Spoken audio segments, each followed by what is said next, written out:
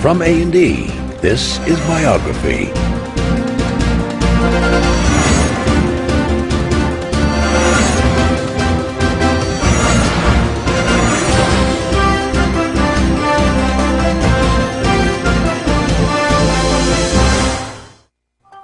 Microsoft founder Bill Gates is the rarest of corporate executives, ridiculed as a nerd while being feared as a bully.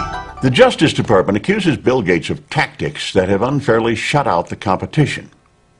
For Gates, it's another hurdle along the journey that has made him the richest man in the world. One technology expert claims that Microsoft's reach and influence are greater than any organization in American history. The man orchestrating all that is Bill Gates, the undisputed king of the Microsoft empire. When the biographers and historians write the history of the 20th century, Bill Gates is going to go down as the best businessman of our century. And Microsoft is one of the greatest companies of the 20th century. He and Paul Allen really saw from the beginning the kind of potential that it had to change the lives of all of us. By the time he went to college, it was probably beginning to be quite clear to him that what he was going to do was going to have to do with computers. What makes Gates so competitive is that he finds it fun. He finds this like a thrilling game, like the games he used to play as a kid. I think people would say that they perceive Microsoft as always playing with both feet on the foul line. I have no doubt that 100 years from now, he will be talked about in the same way that Rockefeller and Carnegie and Ford are talked about, as people who transformed an era.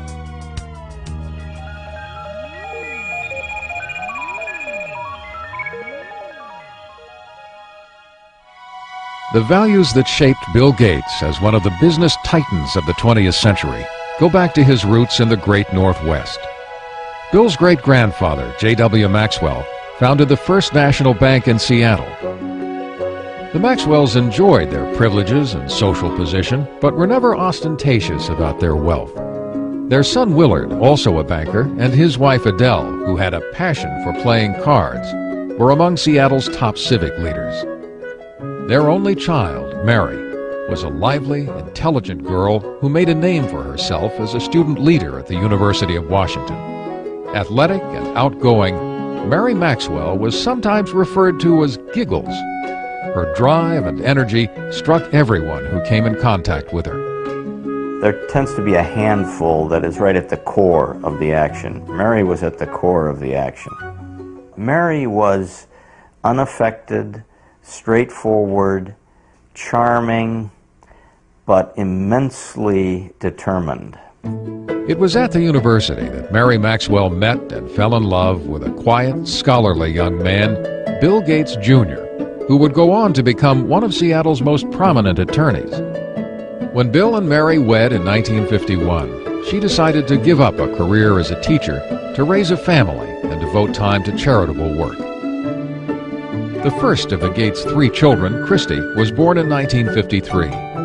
She was followed by a brother, Bill Gates III, born on October 28, 1955. He was given the nickname Trey. That derives from the fact that he was William H. Gates III, and the card players in the family think of anything with a 3 as being a Trey, so he became Trey. His mother had an extremely close relationship with Bill from the start. She even took him with her when she volunteered as a lecturer in Seattle schools. It wasn't long before her precocious son would read the World Book Encyclopedia from A to Z. We'd lose him sometime for hours at a time, and when I would ask, "What are you doing?" he'd say, "I'm thinking, Mother." Well, they say curiosity killed the cat, but it didn't kill Bill. Bill was curious. He was always eager to know more, and he had encouragement from his mom and dad. The Gates family prized competition, and young Bill loved testing his mettle in outdoor activities and indoor games. Among his favorite board games were Risk, in which the object is world domination, and the perennially popular Monopoly, where with a bit of luck, anyone can become a tycoon. He was competitive in cards with his sister, races to see who could do jigsaw puzzles faster, ski racing, sailing, whatever. He wanted to do it well and as good as the other folks that he was with. Every summer, the Gates went off to their place on the Hood Canal called Cheerio. It was here that Bill, his younger sister Libby, and the rest of the family joined friends in staging their own Olympic Games. If you stayed overnight and had a couple of days with them, you would come away exhausted from games and activity. It was a very lively scene. It was definitely competitive, there's no question about it, and the children were all part of that. There was never a dull moment. The first World's Fair in the United States in 22 years. When the Seattle World's Fair opened in 1962, the Gates family rushed to see the wonders predicted for the 21st century, including computer technology. Imagine, if you can, an electronic brain. Bill often returned to visit the high-tech exhibits. It was already clear that he had a natural talent for math and science. But he was also becoming something of a loner, showing signs of preteen rebelliousness that was putting him at odds with his mother. Mary and I grew up in very orderly families where parents were controlling personalities, and we carried that forward. And that particular mode wasn't exactly consistent with Bill or Trey, who somewhere around about 11 or 12 began to be very independent emotionally. He was quite willing to make up his own mind about what he wanted to do and not do, and that was really tough for us, particularly for Mary. He was kind of lost. I mean, he was ill at ease in school, wasn't sure exactly how he wanted to spend his time. Obviously a very smart, brilliant kid, but kind of lacking direction. And he went through some counseling at that time. He went through a change in his school. Although they believed in public education, Bill's parents felt he would find more direction and discipline at Lakeside, Seattle's best private prep school. Lakeside only accepted the brightest and the best students, and Bill fit that description to a T. He began to blossom at Lakeside, making new friends and finding more challenging classes. He was an excellent math student. He was excellent across the board. I mean, he was a superb drama student and interested in reading all different kinds of books and so forth. So he wasn't just totally math science oriented. He had a wide breadth of interests. When Bill started high school in 1969, the U.S. space program was at its zenith. Apollo 11 took men to the moon that July. The Eagle has landed. But the computers that made it possible were still electronic giants that cost millions of dollars and required an army of people to run them. Most schools at that time could never consider buying a big computer. But Lakeside had made an extraordinary deal that would be fateful for Bill Gates. A Seattle company offered the use of its computer through a teletype link to the school. Young Gates was entranced by the possibilities of this primitive machine and started spending every free moment in the computer room. The story has often been told, and it's completely true, that he would get up at night and leave and go over to work on the computer and come back, and we wouldn't know that he'd been gone. As I recall, the headmaster here was asked at a parents' meeting once, "Do you have a drug problem here at the school?"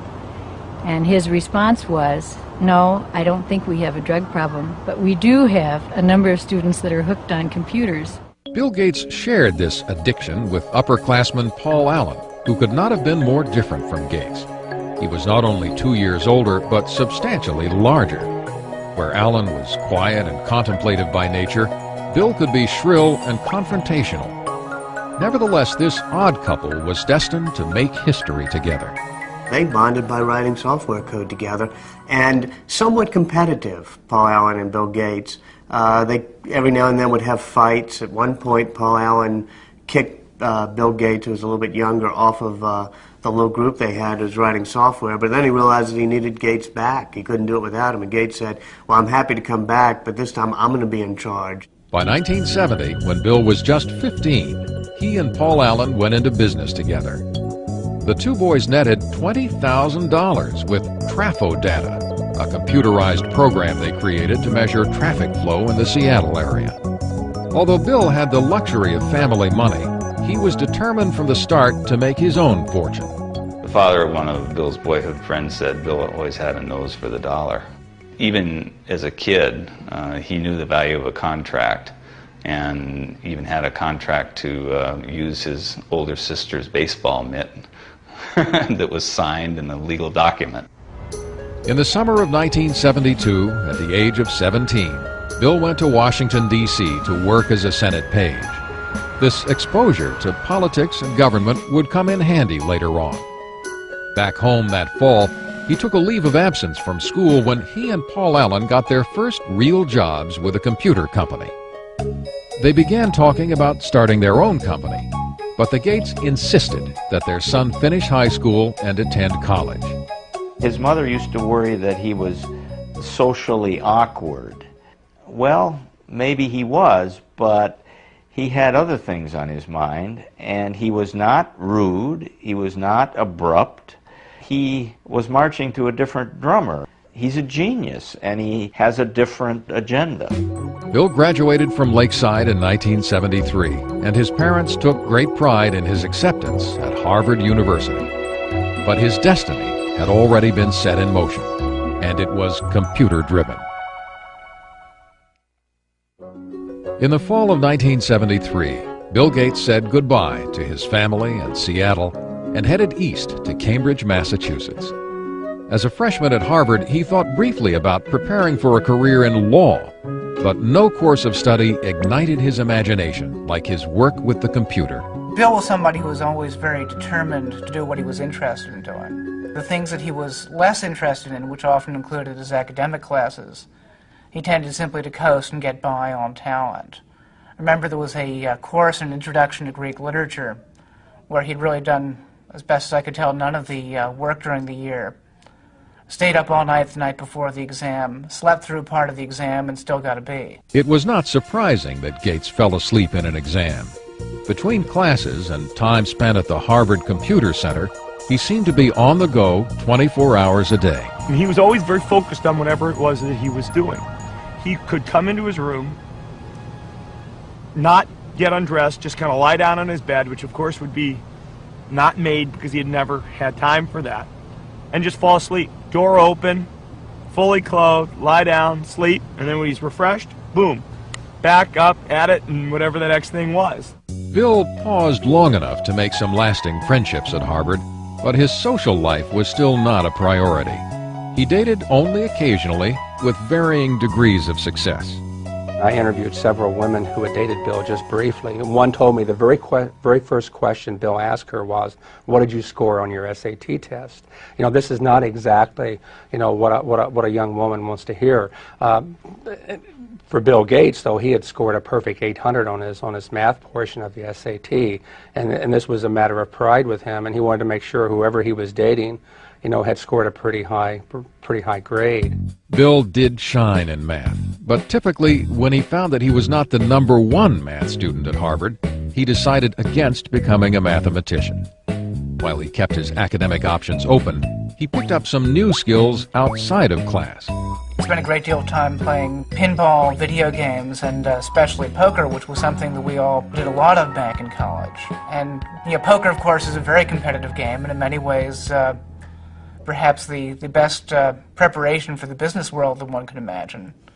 And yeah, Bill really turned himself from being a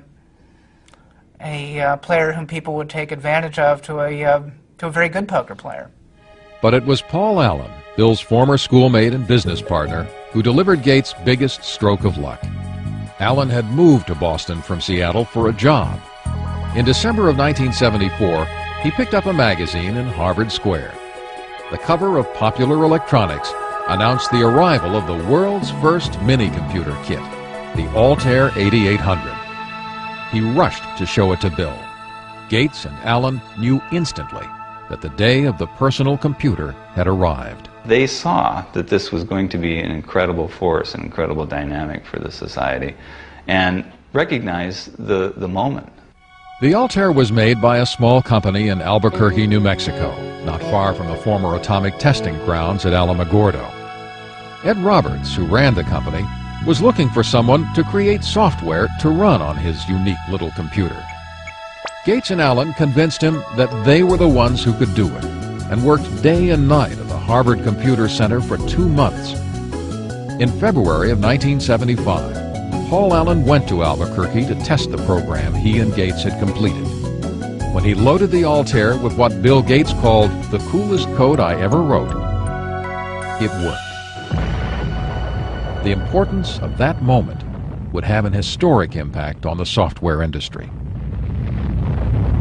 I don't think we appreciated the significance of the Albuquerque thing when it first happened, but it didn't take long to realize that they were at the threshold of something that could be quite significant.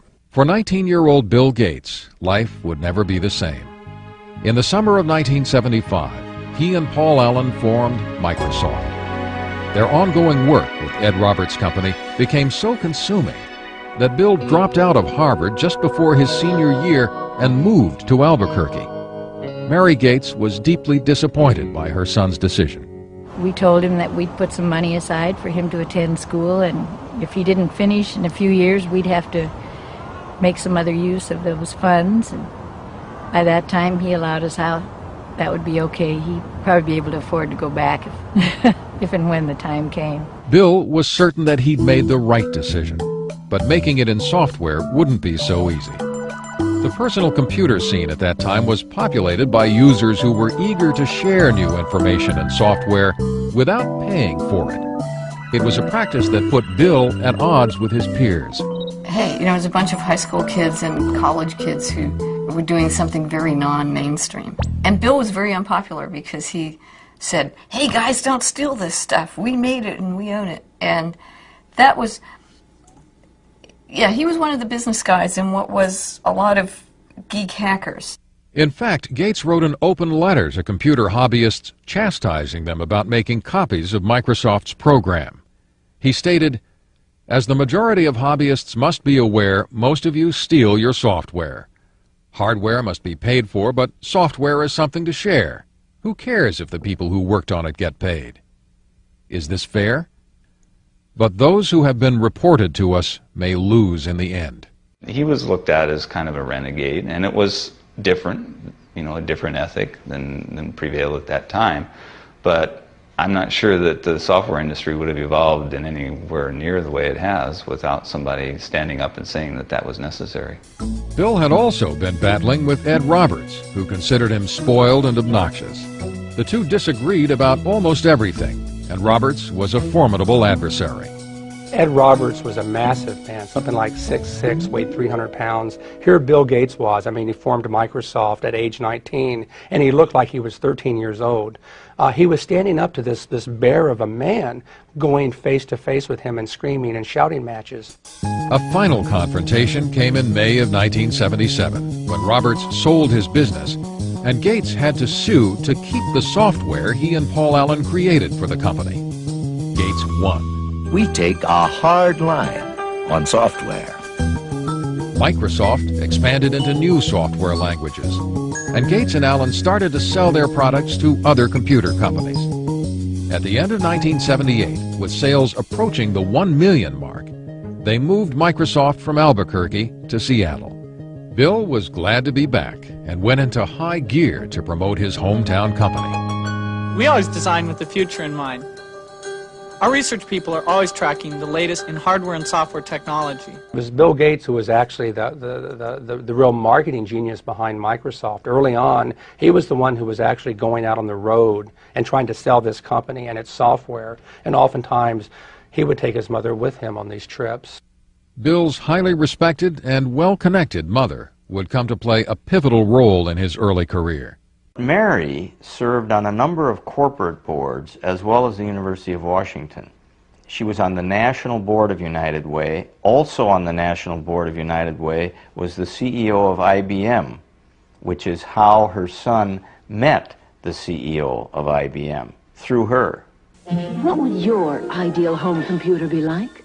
By November of 1980, IBM was banging on the door of the fledgling Microsoft. The largest maker of computers in the world now wanted to talk to Gates and Allen about coming up with an operating system for their new line of personal computers. From their first meeting, IBM misjudged who they were dealing with.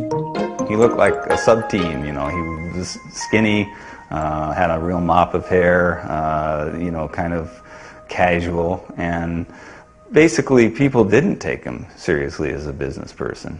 But the IBM brass soon discovered Gates was no amateur. He quickly convinced them that Microsoft could deliver their new software. First, he purchased an existing operating system, which he then adapted for the IBM personal computers, calling it MS-DOS. Bill Gates, as he's often done as a shrewd businessman, knew where to get an operating system. He just went down the road a few miles and bought it for $50,000. But then the real brilliance was that when they developed that operating system for IBM, IBM wanted to buy the source code, which would have given them the disk operating system, or what became known as DOS. And instead, Microsoft refused to actually sign the rights over to DOS. By not owning the rights to the operating system, IBM would now have to pay Microsoft a licensing fee for every copy of DOS installed in its computers. IBM was also about to lose its tremendous edge in computer sales. As other companies introduced personal computers that were cheaper than IBM's, Microsoft was able to sell the same operating system to all of them. There were all kinds of computers that were being conceived at that point in time. And it struck me that I don't know who will win in the hardware business, but Microsoft has a very good chance to win in the software business. Between 1978 and 1981, Microsoft's growth was staggering. The staff was enlarged from 13 employees to 128. Revenues mushroomed from $4 to $16 million. By 1983, 30% of all the personal computers in the world were running Microsoft software. Still, Bill Gates never took his eye off the bottom line. He never flew first class unless it was absolutely necessary. You would often find him sitting in coach, in fact with a blanket over his head so he could get some sleep. So his parents taught him well early on the value of money and hard work, and translated later into his life with not only how he ran his personal life, but how he ran Microsoft. My name is Bill Gates. I'm chairman of Microsoft. The early 1980s was an exciting time for an industry run mostly by people under 30. Microsoft began working on software for innovative companies like Apple and its guru Steve Jobs. Their Macintosh computer and software were considered by many to be the most ingenious in the industry and the way of the future. To create a new standard, it takes something that's really new and really captures people's imagination. And the Macintosh, of all the machines I've ever seen, is the only one that meets that standard. But it wouldn't be long before Microsoft and Apple would be locked in a bitter struggle over the rights to the next generation of software. Bill Gates was also about to receive news that would rock Microsoft to its very foundation. By 1983, the future could not have looked more promising for 28-year-old Bill Gates and Microsoft. The personal computer business was booming, and there was an ever-increasing hunger for software. Bill Gates and Paul Allen were emerging as the crown princes of the personal computer age. But in the midst of the breathtaking rise of their company, they were stunned by some terrible news. Paul Allen, Bill's friend and partner since high school, was diagnosed with Hodgkin's disease, a form of cancer. It did give Bill kind of a perspective that he didn't have before. You know, he'd always been very, very hard driving, very demanding, and this may have helped him understand a little bit better in terms of what other people go through. Allen's disease went into remission 1 year later, but he would never again take full part in the day-to-day business of Microsoft. For two men in their early 30s who created a company of global significance and made millions, it was the end of an era. I think history's going to show that their partnership really was an incredible dynamic. I often compare it to the Beatles, Lennon and McCartney. The songs they wrote together are the ones that pretty much we remember and get played over and over again. They were great songwriters individually. You know, we still hear their songs that they wrote on their own.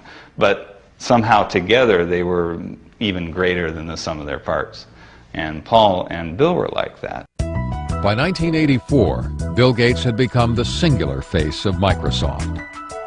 In April of that year, he was heralded by Time magazine as the quintessential representative of a new breed of businessman, one who understood both nuts and bolts technology and corporate strategy. When you work with Bill, you can see that in almost any meeting you're in or anything you're discussing, Bill instantly puts together a profile of all of the cases. What about this? What about this? What about this? What about this? What about this? He almost builds this checklist of everything that can possibly happen in his head in a very structured way, and then he runs through it. Protect mode file system, the super advanced file system. Microsoft was often referred to as a math camp, where Gates' demanding management style kept the creative process churning and sometimes set off heated confrontations. The early Gates would challenge just about anything.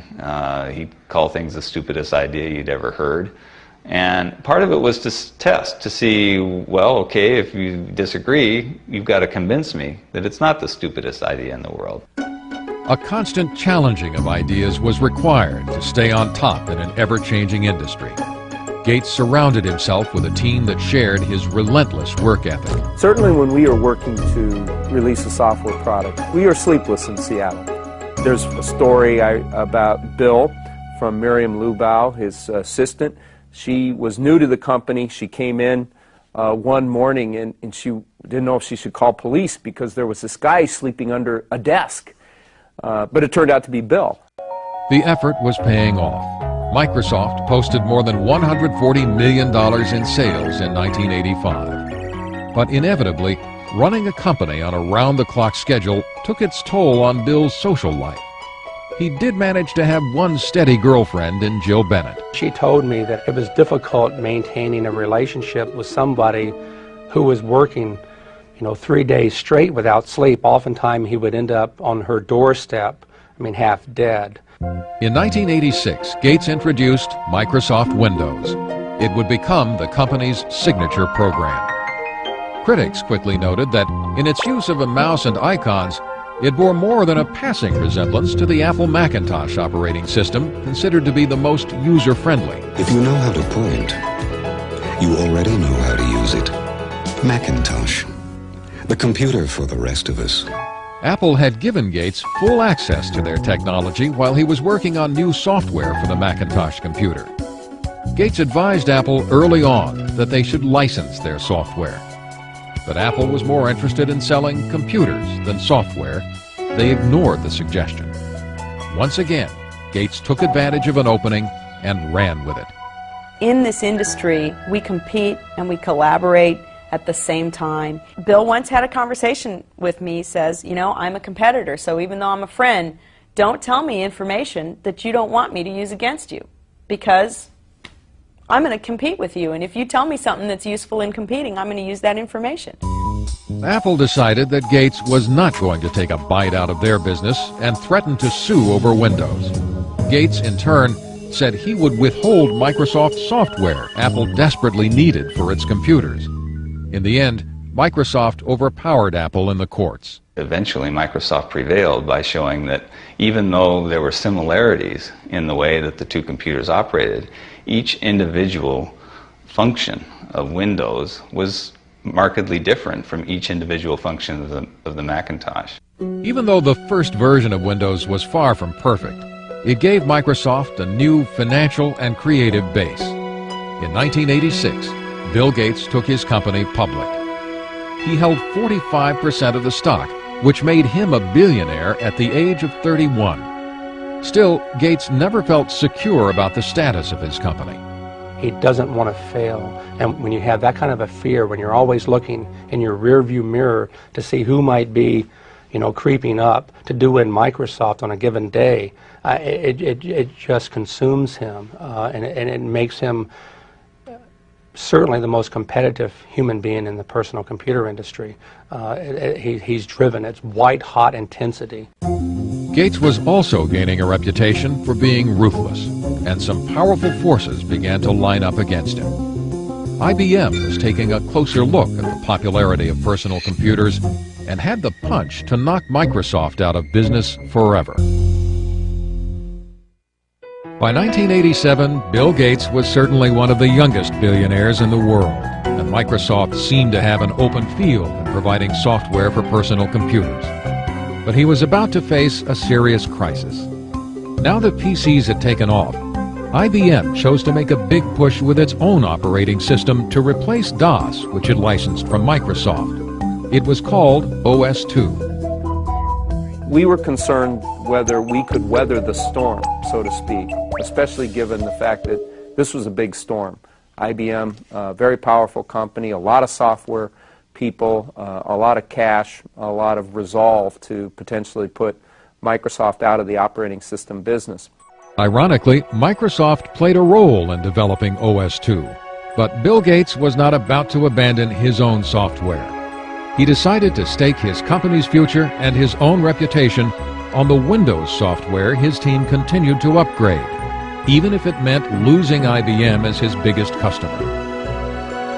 On May 22, 1990, Microsoft launched Windows 3.0. This new and improved version swiftly became a bestseller. Ultimately, OS/2 failed in the marketplace, leaving Microsoft with a virtual monopoly on operating systems for PCs. Now, the Federal Trade Commission began looking at claims that Gates was using this dominance in operating systems to cut off competition by cutting prices on Microsoft products. It seemed Microsoft's mild-mannered chairman was gaining a seek and destroy image. Bill Gates is not a brutal guy. He just needs to win. And he's willing to win, gracefully or non-gracefully. It doesn't matter. A win is still a win. Predatory pricing was not the only charge leveled at Microsoft. In 1993, the Justice Department began a new investigation. They examined complaints that Microsoft was charging computer makers a licensing fee based on the number of computers they sold, including those computers not running Microsoft software. They made computer manufacturers pay for the Microsoft software, whether it was installed on their computer or not. And as a result of that, they prevented competitors from entering the market. The Justice Department has charged Microsoft, the world's largest software company, with using unfair marketing and contracting practices. In July of 1994, Microsoft agreed to stop charging the fees in question, and the Justice Department dropped the case. Gates would never admit that Microsoft had a monopoly and maintained he was simply providing better software at lower prices. I mean, we're not like an alligator. We don't go around and eat things. I mean, we come out with these little boxes, these nice little software packages, and you stick them in your computer, and you either have fun using it, and it helps you get things done, or not. But it wasn't that simple for investors. The government probes and the fights with IBM and Apple caused the value of Microsoft's stock to drop. There was now more pressure than ever to turn out the next version of Windows. Gates found some inventive ways to release the tension. He appeared in commercials for his company with Microsoft Top Gun Steve Ballmer. He sometimes made dramatic entrances to tout his company at software conventions, once arriving as Star Trek's Mr. Spock. Gates also instituted the micro games. This hodgepodge competition among the Microsofties is very reminiscent of the games he played as a child at the Hood Canal. It was like summer camp for adults. We'd all go to his house, and he would spend months figuring out what the various games would be, and he would be sort of the master of ceremonies. He'd form us into teams, very carefully figuring out the dynamics of the teams and how we might all interact, and then we would have to do these like summer camp games. And I met Melinda first at one of those micro games. Melinda was 28-year-old Melinda French, a Duke graduate with an MBA. She'd been working as an executive at Microsoft for several years. It was becoming increasingly clear to Bill's family and friends that she was the woman that the 37-year-old Gates had decided to spend his life with. He dated Melinda for quite a while before they got married, and so I saw them together over the years, and they always looked like they had a very special thing going, you know, a level of intimacy and a level of intellectual connection that just caused sparks. She's a really wonderful person, a perfect match for him. Very, very bright, very organized, very supportive, very interested in family and good family life. Bill and Melinda were married in Hawaii on January 1st, 1994. The night before the ceremony, Bill had arranged for a special serenade for Melinda. He had Willie Nelson play the night before his wedding, and it was a total surprise. Bill got up and he said, I really love Melinda, and I really want to sing her some songs tonight, and I don't sing that well, and so I asked a friend of mine to come and do a little singing for us, and so it was a big surprise. In Melinda, Bill found a partner who gave him the kind of personal happiness he'd been looking for, and who also understood the professional demands of his business. But only months after his marriage, the joy that Bill shared with his family would turn to heartbreak. His mother, Mary, who had been his most devoted ally, was diagnosed with breast cancer. She died in the early morning of June 10, 1994. Bill rushed home to be at his mother's side. When he came to the house that night, he'd been stopped by the police on the way because he was speeding. And of course, the policeman recognized him. It wasn't the first time he ever got stopped for speeding, by the way. And they looked at him and they said, "What's going on?" Because he said, I was sitting there and the tears were just running down my face. And the policeman said, well, he said to the policeman, "I'm sorry," he said, "my mother just died." The policeman said, "Well, you go ahead, you go on home, but please slow down a little bit if you don't mind." So he was very deeply affected by his mother's death, as we all were, of course. In the years that followed, Bill would begin to pick up where his mother left off in creating a philanthropic foundation to serve major projects in health and education. But all of his wealth and power would not shield him from the crises he and Microsoft would face on the road ahead. By 1995, 39-year-old Bill Gates had settled into a new life as a married man. With his wife Melinda, he took time off to explore the world from Africa to China. It seemed that Bill Gates now truly had it all. This is a man so successful, his chauffeur is Ross Perot, ladies and gentlemen. Please welcome Bill Gates and the Bill Gates Dancers. 1995 was also a banner year for Microsoft. Windows 95 was introduced to great fanfare. Tonight Show host Jay Leno kicked off the ballyhoo for the new software. Windows 95 is so easy, even a talk show host can figure it out. Clearly, Gates was still Microsoft's best salesman. But from now on, it wouldn't be all business for the boss. On April 26, 1996, Bill and Melinda welcomed their first child, a daughter, Jennifer. He just loves that little girl. It's just so marvelous to see. It's very gratifying to a father to see his own son have the same feeling about children that I did about him and his sisters. So it's really gratifying. At the age of 42, Bill Gates has become an icon of the American establishment. He is now the richest man in the world, with a personal net worth of more than $50 billion. He is a member of a power elite, which includes President Bill Clinton, who shares his newfound enthusiasm for golf. The Gates style has never meant flaunting wealth, but Bill has spent considerable money for convenience and comfort. In 1997, Bill, his wife, and daughter moved into a $54 million dream house. Along with family and guest quarters, there is a library housing the Leonardo da Vinci notebook for which Gates paid more than $30 million. Even though the house will serve many business functions, for the Gates family, it's just home. It's a remarkably family-friendly home, given what it is. I remember the first time going there after it was fully finished, walking through it and seeing, little Tykes cars in various places and things like that. I mean, this is not an antiseptic home that you feel afraid to touch anything or sit anywhere. While Bill may live in a high-tech palace, he has maintained the strong sense of public service Mary Gates gave all her children. He has committed himself to giving away the bulk of his fortune with the help of his wife and father through the William H. Gates Foundations. They've given $200 million for computers in libraries around the country so that others can experience the excitement in computers Gates found as a child.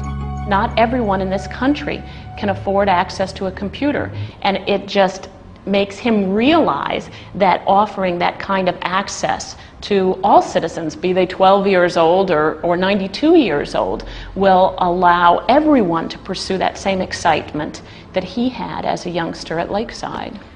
Gates and his family have also donated an estimated $800 million for educational projects at colleges and for major medical research. Although he's been criticized for not spending more time and money on philanthropy, at 42, Gates is not ready to give up the helm at Microsoft. The industry keeps changing. I mean, it's the perfect game because it never ends. You can't sit down and relax. In fact, by 1997, Gates found that he was way behind in the exploding Internet market. A company called Netscape was dominating sales of Internet browsers, the software needed to access Internet websites. In some sense, I think the Internet gave Bill a whole new lease on life because it was something new to conquer. Gates set out to close the gap with Netscape by including Explorer, his browser, with every copy of the Windows operating system. It was seen as a move to eliminate his chief rival. If Microsoft chooses to disadvantage Netscape or any other competitor, then the consumer doesn't get a fair choice. When the consumer doesn't get a fair choice, the market can't work effectively. In fact, Gates has been portrayed as a bully on Internet websites, with his company now controlling 95% of the world's PC operating systems. Many users believe he has prevented sometimes better products from making it. In March of 1998, Bill Gates was called to the Senate where he was once a page. Again, he was charged with running an illegal monopoly. In the electronic marketplace, Microsoft has the power today to exercise predatory and exclusionary control over the very means by which we access this Internet. It's a lot like General Motors having the ability to dictate what type of gasoline you put in your car, or what interstate you can drive on, or even how you get on the interstate. In spite of these accusations, Gates was about to win an important decision. An earlier injunction preventing Microsoft from giving away his Internet Explorer with Windows 98 was revoked. But Gates was still not out of the woods. In May of 1998, the Justice Department and 20 states filed an antitrust suit against Microsoft. The legal entanglements may take years to unravel, and the ongoing investigation has taken its toll on the youthful chairman of Microsoft. I think it's been a real punch to the gut for Bill. I've seen him be very emotional and depressed about this, just as I would be. I mean, I've been audited once, and that was pretty awful, and I can imagine this is a lot worse than an IRS audit. Gates may be wounded by the attacks made on him and Microsoft, but his business is still robust, and his customers keep coming back. Looking to the future, he has begun to take his company into new territory. In 1996, he ventured into television for the first time with the 24-hour cable news channel MSNBC. Gates has also begun exploring the use of computer technology in entertainment with Hollywood moguls like Steven Spielberg. But he keeps coming back to his first love, software, with all of its infinite possibilities. Bill Gates is still the competitor he always was. Whether he'll be remembered as a robber baron or the guy who simply built a better mousetrap, no one can deny the lasting impact his life has had on our time. When the biographers and historians write the history of the 20th century, Bill Gates is going to go down as the best businessman of our century, and Microsoft is one of the greatest companies of the 20th century. It's remarkable what this company has managed to do in so short a time. This is one of the great success stories of the 20th century.